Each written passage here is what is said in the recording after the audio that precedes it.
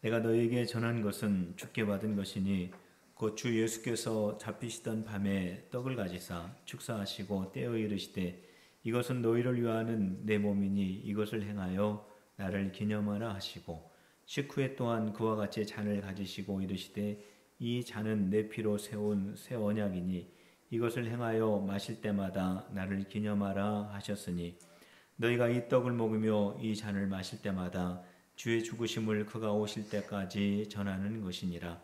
그러므로 누구든지 주의 떡이나 잔을 합당하지 않게 먹고 마시는 자는 주의 몸과 피에 대하여 죄를 짓는 것이니라.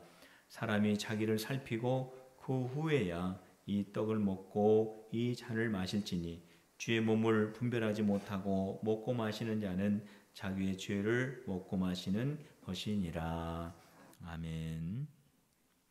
오늘은 참으로 의미가 있는 주일입니다. 왜냐하면 우리 교회가 시작이 된 지 4년 7개월이 되었습니다. 만으로 4년 7개월이 되었는데 오늘 우리 교회의 첫 번째 임직을 받으시는 새 일꾼들을 세우는 주일이기 때문에 그렇습니다. 우리 시무 권사로 22분을 우리가 추대를 하고 취임을 하고 임명 권사로 우리가 연세는 많이 되셨지만 정말 신앙적으로 모범이 되시는 세 분을 우리가 권사님으로 취임을 하고 그리고 17분의 안수 집사님을 세우게 됩니다. 그러니까 모두 합치면은 42분이 됩니다. 이렇게 많은 우리 임직자들을 우리 교회에 세우게 되는 것은 너무나 의미가 있고 귀한 일입니다. 이러한 귀한 임직자들이 우리 교회에 세워지심으로 인하여서 우리 교회는 하나님 앞에 더욱 충성된 교회로 세워질 수 있습니다. 이번에 새로 임직을 받으시는 분들은 정말 중요한 분들입니다. 금방 말씀을 드렸던 것처럼 우리 교회의 첫 번째 임직을 받는 일꾼들이기 때문에 얼마나 중요한지 모릅니다. 모든 성도님들이 여러분들을 주목하고 있습니다. 우리 필그림교회와 제가 얼마나 큰 기대를 가지고 있는지 모릅니다. 우리 오늘 새로 임직을 받으시는 분들 거룩한 부담감을 꼭 가지시기를 바랍니다. 그렇기 때문에 오늘 임직을 받으시는 그 시간에 꼭 마음속으로 기도하십시오. 성령님, 내 마음에 임하여 주시옵소서. 그래서 성령님께 사로잡힌 거룩한 일꾼이 되게 하옵소서. 꼭 그렇게 기도하시기를 바랍니다. 그리고 우리 귀한 성도님들은 임직을 받으시는 분들을 바라보면서 꼭 마음속으로 그렇게 중보해 주시길 바랍니다. 하나님, 새로 세워지는 저 귀한 성도들이 하나님의 손에 꼭 붙잡혀 교회와 하나님의 나라를 위해서 쓰임받는 거룩한 주의 백성들이 되게 하옵소서. 마음속으로 꼭 기도해 주시고 또 오늘 오후에 3시에 여러분들 다 나오셔서 함께 축하하는 우리 귀한 성도들이 되시기를 부탁을 드립니다. 그래서 오늘 오후에 우리 교회가 우리 필그림 교회에 주신 주님의 귀한 사명을 우리가 다시 한번 되새기면서 우리 모든 필그림의 성도들이 주님, 우리가 여기 있사오니 우리를 사용하여 주시옵소서라고 다시 한번 고백하며 하나님께 헌신을 다짐하는 그런 우리 필그림의 오늘 거룩한 오후 예배가 되시기를 주님의 이름으로 축원합니다. 오늘 우리가 함께 읽은 이 말씀은 주의 만찬입니다. 주의 만찬은 예수님께서 12명의 제자들과 함께 십자가에 달리시기 전날 밤에 예수님께서 제자들과 함께 식사를 하신 그것을 말하는 것이죠. 그래서 예수님께서 이 땅에서 마지막 식사이기 때문에 우리는 이것을 최후의 만찬이라고 이렇게 부르기도 합니다.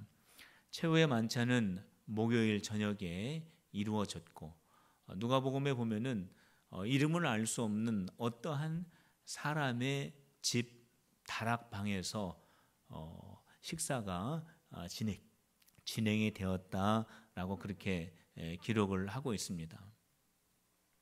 예수님께서 제자들과 공식적으로 식사하는 그 자리, 예수님은 몇 시간 후가 지나면 이제 군인들에게 붙잡혀 갈 것을 알고 계셨습니다. 그러나 제자들은 전혀 그것을 알지를 못했습니다. 바로 그러한 때에 예수님께서 제자들이 당황할 만한 말씀을 하셨습니다. 너희 중에 나를 팔 자가 있다 라는 말씀을 하셨습니다. 그 말을 들은 제자들이 깜짝 놀랐습니다. 그러면서 예수님, 나는 아니지요? 예수님, 나는 아니지요? 제자들이 돌아가면서 나는 아니지요? 라고 예수님에게 질문합니다. 그런데 거기에 예수님을 배반하고 예수님을 팔아 넘기려고 계획한 가룟 유다가 거기에 동석을 하고 있었습니다. 가룟 유다가 예수님에게 이렇게 말합니다. 예수님, 나는 아니지요? 자기의 마음속에는 이미 예수님을 팔려고 하는 계획과 사람들과 모든 것들을 다 짜서 맞춰놓고 예수님 앞에 나는 아니지요? 라고 가룟 유다가 질문을 합니다. 예수님께서는 그 가룟 유다에게 내가 바로 말했다라고 말씀을 하셨습니다. 예수님은 제자 중에 한 사람에게 배반을 당하여 팔려갈 것을 아셨습니다. 그 사람이 가룟 유다라는 것도 알고 계셨습니다. 가룟 유다가 함께 식탁 자리에 앉아 있는 것도 아셨습니다. 그럼에도 불구하고 예수님께서 생각하셨던 그 계획과 예수님의 사역을 변함없이 그대로 이어가셨습니다. 어떠한 상황과 어떠한 처지와 어떠한 여건에 있다 할지라도 예수님께서는 그런 상황에 흔들리지 아니하시고 하나님께서 예수님에게 맡겨주신 그 귀한 사역을 계속해서 변함없이 이루어가시는 그 예수님의 모습을 최후의 만찬 속에서도 발견할 수 있습니다. 예수님께서 최후의 만찬에서 제자들에게 주신 귀한 메시지 가운데 하나는 제자들에게 떡을 떼어주시면서 이 떡은 나의 몸이라고 말씀하시고 제자들에게 잔을 나누어 주시면서 이 잔은 나의 피라고 말씀하시면서 너희들도 내가 행하는 것과 같이 너희들이 모일 때 계속해서 이 일을 행하라고 말씀을 하셨습니다. 예수님께서 제자들에게 떡과 포도주를 나눠주는 그 의미가 어떠한 것인지, 그리고 예수님께서 행하라고 하셨을 때 그 성만찬의 예식을 어떻게 우리가 행하여야 할지 우리가 오늘 예수님의 만찬을 통해서 우리가 함께 살펴보려고 합니다. 예수님께서 만찬을 행하라고 말씀하실 때 우리 성도들은 예수님의 거룩한 성찬 예식에 참여할 때 예수님이 주신 이 떡과 잔이 어떠한 의미가 있는지를 우리가 정확하게 알고 있어야 합니다. 성찬식 때 교회에서 떡을 주고 또 포도주를 줍니다. 그런데 왜 떡을 주고 왜 포도주를 주는지 그걸 잘 모르시는 분들이 아마 있는 것 같아요. 어떤 분들은요, 우리 교회에서는 그런 일이 없지만 목사님 떡을 좀 크게 썰어줬으면 좋겠어요. 너무 작아가지고 짓기도 어렵고 그렇습니다. 그러는 분이 있어요. 또 어떤 분은요, 목사님 잔을 좀 크게 했으면 좋겠습니다. 잔이 너무 작아가지고 감질맛이 난다나요. 잔이 이 정도는 됐으면 좋겠다고 그러는 분들이 있어요. 제가 그런 분들을 보면은 속으로 그렇게 말을 합니다. 저분이 아직 주를 더 사랑하고 있구나 이렇게 생각을 합니다.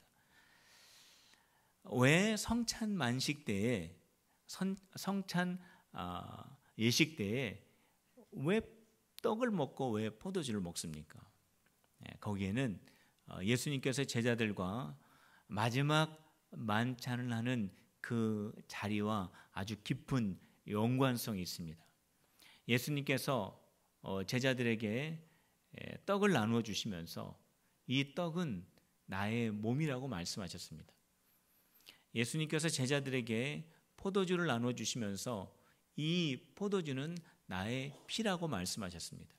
내가 너희에게 이것을 주는 것과 같이 너희들도 함께 모였을 때에 이것을 행하라라고 말씀을 하셨습니다. 그렇기 때문에 모든 교회들은 예수님께서 보여주신 그 모범을 따라서 떡과 포도주를 나누고 있습니다.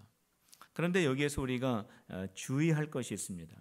예수님께서 이 떡을 가지시고 이것은 나의 몸이다 라고 말씀을 하셨지만은 우리가 성찬에서 받는 그 떡이 예수님의 몸은 아닙니다. 예수님께서 이것을 나의 몸이라고 말씀하신 이유가 있습니다. 그 이유는 예수님이 하신 그 말씀 속에 중요한 의미가 담겨져 있기 때문에 그렇습니다. 예수님이 말씀하신 그 말씀의 의미라고 하는 것은 예수님께서 그 무교병을 잘라서 제자들에게 나누어 주실 때 그 떡이 깨어지지 않습니까? 그 떡이 찢어지지 않습니까? 그 떡이 떼어지지 않습니까? 이처럼 이제 잠시 후에 나의 몸도 이 떡과 같이 깨어지고 부서지고 떼어진다라고 하는 의미가 그 안에 담겨져 있기 때문에 예수님께서는 제자들에게 그 떡을 나누어 주시면서 이 떡이 내 몸이다라고 말씀을 하신 것입니다. 예수님은 정말 군인들이 때리는 그 채찍에 의해서 예수님의 몸은 터지고 찢어지고 떼어졌습니다.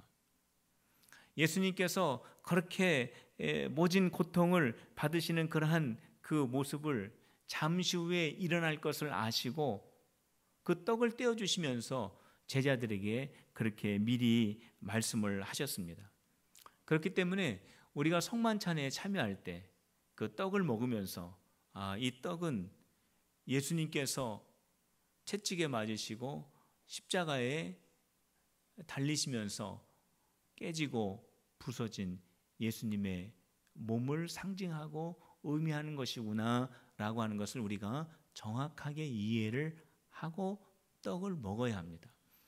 예수님께서 이 포도주는 내 피라고 하셨습니다. 물론 그 피가, 그 포도주가 예수님의 피는 결코 될 수가 없습니다. 그러나 이 예수님의 이 말씀 속에도 중요한 의미가 담겨져 있습니다. 포도주가 붉은색을 띠고 있는 것처럼 내가 잠시 후에는 붉은 피를 흘리게 될 것이다 라고 하는 그러한 의미입니다. 예수님께서는 군인들이 때리는 그 채찍으로 말미암아서 온몸에서 피가 났습니다. 가시관을 쓰시고 머리에서 피가 나셨습니다. 로마의 군인이 찌르는 그 창에 의해서 옆구리에서 피와 물을 다 흘리셨습니다. 바로 그것을 예수님께서 아시고 내가 이렇게 포도주와 같은 붉은 피를 내가 흘릴 것이다 라고 하는 것을 제자들에게 포도주 잔을 주시면서 미리 그렇게 말씀을 하신 것입니다. 그렇기 때문에 우리가 성찬에서 포도주를 나눌 때 그 포도주를 마시면서 이 포도주의 붉은색처럼 예수님께서 보혈을 흘리셨다라고 하는 이 사실을 우리는 늘 기억하면서 그 잔을 받아야 하는 것입니다. 예수님께서는 포도주의 잔을 나눠주시면서 여기에 특별한 의미를 더 하나 붙이셨습니다. 예수님께서 어떠한 말씀을 하셨냐면 이것은 죄사함을 얻게 하려고 많은 사람을 위하여 흘리는 바 나의 피 곧 언약의 피다라고 이렇게 말씀하셨습니다. 이 피는 로마 군인이 채찍을 때려서 상식적으로 흘리는 그러한 피가 아니고 이 피는 로마 군인이 창을 찔러서 내 허리에 나오는, 찔렀기 때문에 나오는 그런 피가 아니라 우리의 모든 죄를 용서하여 주시는 보혈의 피인데, 바로 이 피가 바로 우리가 예수님의 십자가로 말미암아서 우리의 모든 죄가 다 용서받게 되었다라고 하는 약속의 증표라고 하는 뜻입니다. 그래서 예수님께서는 이 피를 그냥 피라고 말씀하시지 않고 언약의 피, 약속의 피라고 그렇게 말씀해 주셨습니다. 성도 여러분, 저와 여러분들이 성찬 예식에 참여할 때, 떡을 먹고 포도주를 마실 때 반드시 그것을 기억해야 합니다. 이 떡은 예수님이 깨어지고 부서지고 떼어진 예수님의 몸을 기념하는 것이고, 이 포도주는 나를 위해서 흘리신 예수님의 보혈을 상징한다라고 하는 이 사실을 우리 모두가 깨달아야 합니다. 우리가 성만찬에 참여하면서 우리는 예수님을 기념해야 합니다. 바울은 예수님을 기념하라고 하는 이 말을 2번 반복을 하고 있습니다. 24절과 25절 말씀을 우리가 다 같이 읽어보도록 하겠습니다. 시작. 축사하시고 떼어 이르시되 이것은 너희를 위하는 내 몸이니 이것을 행하여 나를 기념하라 하시고, 식후에 또한 그와 같이 잔을 가지시고 이르시되 이 잔은 내 피로 세운 새 언약이니 이것을 행하여 마실 때마다 나를 기념하라 하셨으니. 여기 기념하라고 하는 말이 2번 나오게 됩니다. 기념한다라고 하는 이 말은 기억한다라는 말입니다. 예수님을 기억한다라는 것. 우리가 떡을 뗄 때 예수님의 몸을 기억하고, 우리가 잔을 마실 때 예수님의 보혈을 기억하는 겁니다. 그런데 구체적으로 오늘 26절에 보면 예수님의 죽음을 기억하라고 기록을 하고 있습니다. 우리가 성만찬에 참여했을 때 우리가 예수님의 그 깨어진 그 몸을 우리가 기념하고, 예수님의 흘리신 그 보혈을 우리가 기억하면서 동시에 우리가 예수님의 몸과 예수님의 피를 생각하면서 십자가 위에서 숨을 거두신 그 예수님을 우리가 기억할 줄 알아야 됩니다. 그 예수님의 그 죽으심을 우리가 생각할 줄 알아야 됩니다. 그 예수님의 그 죽으심, 그 예수님의 그 죽으심의 의미가 어떠한 것인가를 우리는 깊이 있게 깨달을 수 있어야 합니다. 예수님의 죽으심은 종교인들에게 미움을 받아서 예수님이 어쩔 수 없이 죽으신 것이 아닙니다. 예수님의 죽으심은 로마의 정치에 미움을 받아서 예수님이 정치범으로 죽으신 것도 아닙니다. 예수님의 죽으심은 나를 위한 죽으심입니다. 아담은 범죄한 사람입니다. 부모가 미국 사람이면 그 아이도 미국 사람 모양으로 태어나죠. 마찬가지로 아담이 범죄한 인류의 조상이기 때문에 모든 인류는 하나님 앞에 죄인으로 태어나게 되어 있습니다. 죄인으로 태어났기 때문에 그 사람 속에 있는 생각도 죄를 향하여 가고 있고, 그 사람의 기질도 함께 죄와 함께 성장하고, 그 사람의 습관도, 그 사람의 삶의 방향도 모두가 다 죄를 향하고 있습니다. 그렇게 죄를 향하여 계속 가다 보면은 마지막에 만나는 것은 하나님의 형벌입니다. 하나님의 형벌은 영원히 꺼지지 않는 지옥의 불에서 영원토록 영생하는 것입니다. 무서운 하나님의 형벌이 기다리고 있습니다. 죄인으로 태어나고 죄인으로 살다가 하나님의 심판대 앞에서 형벌을 받아 영원히 꺼지지 않는 그런 지옥의 무서운 형벌을 받을 수밖에 없는 운명이 바로 나입니다. 그러한 내가 하나님의 그 무서운 형벌에서 구원받고 죄인의 신분에서 변화되어 하나님의 거룩한 자녀로 될 수 있는 유일한 길이 있다면은 그것은 나의 죄값을 누군가가 갚아주어야 합니다. 내가 가지고 있는 이 죄의 싹을 누군가가 대신 지불해 주어야 합니다. 나의 죄를 지불해 주신 그 분이 바로 예수님이십니다. 예수님이 나의 죄를 대신하여 내가 십자가에서 그렇게 죽어야 하고 내 영혼이 하나님에게 그렇게 버림받아야 하고 내가 영원한 형벌을 받아야 할 그 죄의 값을 예수님께서 십자가에서 달리시면서 몸이 깨지고 몸이 뜯어지고 보혈을 흘리시면서 내가 감당해야 할 그 죄를 우리 예수님께서 다 담당하시고 그로 말미암아서 우리를 하나님의 의로운 자녀로 바꾸어 주신 것입니다. 예수님의 죽으심은 나를 위한 죽으심입니다.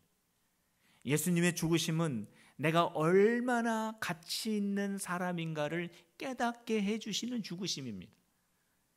여러분들 거울을 보면서 아니면 홀로 계실 때 아니면 다른 사건과 사람들 속에서 여러분들 스스로를 어느 정도의 가치 있는 사람이라고 생각을 하십니까?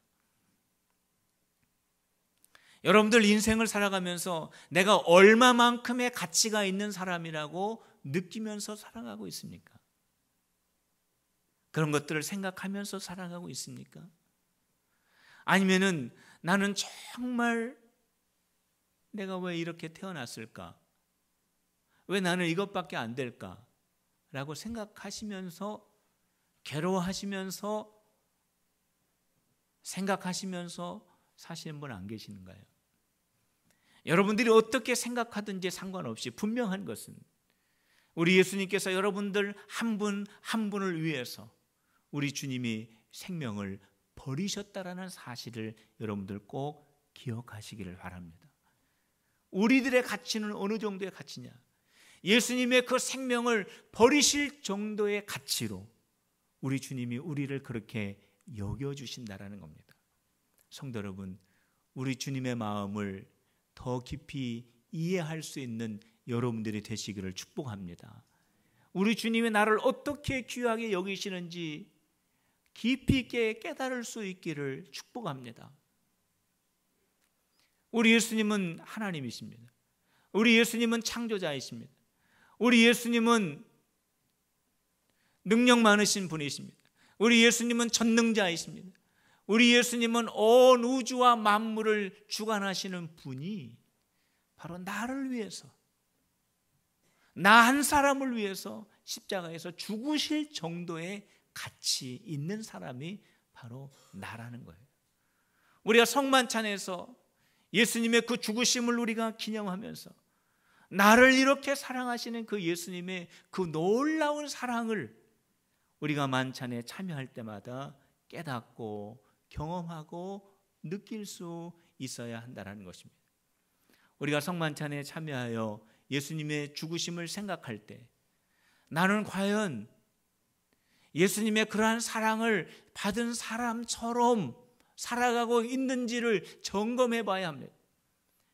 내가 죄인이었다가 예수님의 그 사랑 때문에 의인이 되었습니다. 내가 영원히 하나님의 형벌을 받아 죽을 수밖에 없는 그런 아주 지독히 비극적인 운명을 가지고 있었던 내가 예수님의 그 엄청난 사랑으로 말미암아 하나님의 자녀가 되었습니다. 그렇다면은 나는 사회생활하면서 가정생활하면서 신앙생활하면서 나에게 베풀어 주신 그 예수님의 그 사랑에 너무나 감사하는 그 마음을 가지고 나는 살아가고 있는가? 예수님께서 나에게 베풀어 주신 그 놀라운 사랑을 내가 경험하면서 내가 주님 앞에 헌신하면서 내가 살아가고 있는가? 내가 세상의 죄에서 구원받아 하나님의 거룩한 백성이 되었는데 내가 이 세상에서 주님의 백성으로 빚된 자녀로 내가 살아가고 있는가? 예수님이 그의 생명을 버리시기까지 하면서 나를 구원하여 주셨는데 나는 여전히 옛사람의 모습을 하고 옛사람의 생각을 하고 옛사람의 습관을 따라서 살아가고 있지는 않는가? 우리는 주님의 거룩한 성찬 속에서 이러한 것들을 예수님의 죽음을 함께 생각하면서 점검해 보아야 하는 것입니다.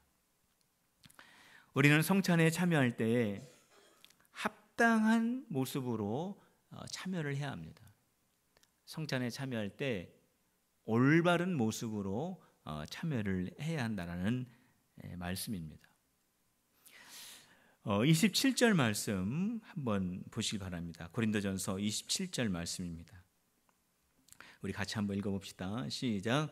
그러므로 누구든지 주의 떡이나 잔을 합당하지 않게 먹고 마시는 자는 주의 몸과 피에 대하여 죄를 짓는 것이니라. 예수님의 성찬에 참여할 때에 합당하게 참여하지 않으면은 그거는 큰 죄를 짓는다라는 거예요. 예수님의 거룩한 성찬에 올바르게 참여하지 못하면 이거는 나의 죄를 먹고 마시는 거와 같다라는 거예요. 여러분, 이 말씀을 가볍게 여기지 마시길 바랍니다. 고린도 교회가 합당하지 않게 성찬을 했습니다. 성찬이 있을 때 성도들이 자기 먹을 것을 가지고 왔습니다. 그때는 자기 먹을 것을 가지고 와서 성찬을 함께 했습니다. 음식을 가지고 옵니다. 음식을 가지고 와서 그 성도들과 함께 나누어 먹어야 되는데 그거를 다 먹어버렸어요. 음식을 많이 가지고 온 사람들이 다 먹어버렸습니다. 어느 정도로 많이 먹었냐면 포도주를 너무 많이 먹어가지고 코가 발개지고 볼이 벌개지고 취할 정도까지 먹었어요. 그런데 한 교회에서 같이 신앙생활하는 어떠한 성도들은 집에서 가져올 것이 없습니다. 성찬을 해야 되는데 가져와서 먹을 것이 없어요. 그 성도들도 그 교회에 함께 참여하게 됩니다. 와봤더니 어떤 성도들은 많이 가져와가지고 이미 다 먹어버렸어요. 포도주를 너무 많이 마셔서 죽여버렸어요. 그런데 이 성도들은 가져온 것이 없어요. 먹을 것이 없어요. 예수님의 성찬에 참여하지 못해요. 한 교회 안에서 어떠한 성도들은 먹고 마시고 어떠한 성도들은 먹을 것이 없어서 먹지 못하고 있는 그 모습이 고린도 교회의 성찬의 모습이었습니다. 성찬 중에 경솔하지 못한 경솔한 행동을 하는 바로 그러한 그 사람들 때문에 고린도 교회 성찬은 올바른 성찬이 되지를 못했습니다. 바울은 바로 그러한 자들을 지적하면서 먼저 배불리 먹고 포도주에 취한 그 사람들을 향하여 하나님의 교회를 업신여기는 자들이라고 했습니다. 빈궁한 자들을 부끄럽게 하는 자들이라고 했습니다. 경솔한 자들입니다. 한 교회 안에서 같은 신앙생활 하는 사람들끼리 함께 먹고 함께 주의 성찬을 나눠야 함에도 불구하고 자기들은 너무 많이 먹어서 얼굴이 붉을 정도로 취하여 있고 어떠한 성도들은 먹지 못하고 있는 그 한 교회의 모습을 한번 상상해 보시길 바랍니다. 그것은 성찬이 아니다.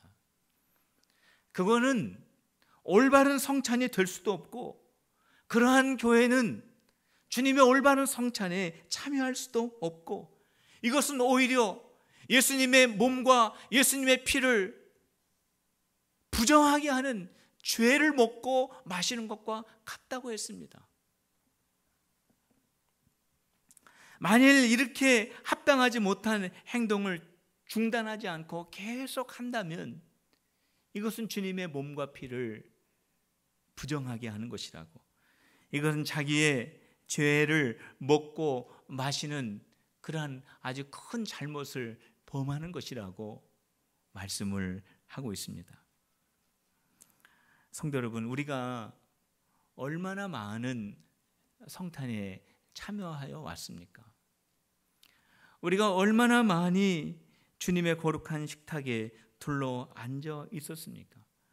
만일 내가 합당하지 않고 올바르지 않게 주님의 성찬에 참여한다면 그 모든 성찬은 다 의미가 없는 것입니다. 그 모든 성찬은 오히려 주님의 몸과 주님의 피를 부정되게 하는 것입니다. 이것은 우리의 죄를 씻어주시는 주님의 은혜를 우리가 경험하기보다는 우리의 죄를 먹고 마시는 아주 큰 잘못을 반복해 온 것밖에 되지를 않는 것입니다. 그렇기 때문에 우리들은 우리 자신들을 반드시 돌아보아야 합니다. 고린도 교회 성도들이 자기 생각대로 자기가 원하는 대로 먹고 마시는 것처럼 내가 주님의 교회 속에서 고린도 교회 성도들처럼 내 마음대로 생각하고 먹고 마시는 그러한 합당치 않은 일이 나에게는 없는지, 빈궁한 자를 부끄럽게 하는 것처럼 고린도 교회가 나 때문에 다른 사람의 마음을 아프게 하고 있는 것은 없는지, 하나님의 교회를 업신여긴 고린도 교회처럼 하나님의 거룩한 필그림 교회를 가볍게 여기고 있지는 않는지, 경솔한 모습이 내 안에 없는지, 누구나 할 것 없이 우리 모두는 오늘 우리에게 주신 이 말씀 앞에 내 자신을 비추어 볼 수 있어야 합니다. 만일 그런 것들이 있다면 우리는 돌이켜야 합니다. 우리가 수많은 성찬에 참여해 왔습니다.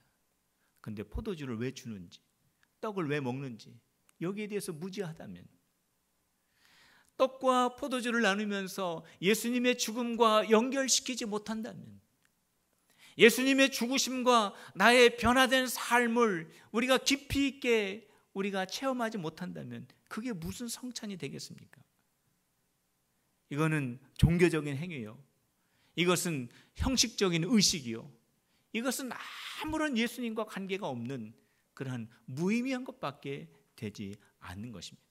그러나 우리가 함께 나누는 떡과 포도주가 무엇을 의미하는지, 예수님의 죽으심이 나 같은 죄인을 위해서 죽으셨다라고 하는 것을 깊이 깨닫고 나도 예수님의 십자가의 뒤를 따라가는 주님의 거룩한 제자가 되겠다고 다짐하는 그러한 성찬이 우리 일평생 계속 지속이 된다면 십자가의 능력을 소유하는 성도요, 십자가의 능력을 소유하는 필그림 교회가 될 줄로 믿습니다. 우리 성도 여러분, 우리가 주님의 거룩한 성찬 앞에 설 때마다 나에게 부족한 것은 없는지, 내가 돌이켜 봐야 될 것은 없는지, 내가 회개해야 할 것은 없는지 우리 자신을 돌아보면서 주님의 거룩한 성찬에 참여할 때마다 십자가의 능력을 깊이 있게 경험하고 그 능력까지 소유하는 우리 모든 성도들, 우리 필그림 교회가 되시기를 주님의 이름으로 축원합니다.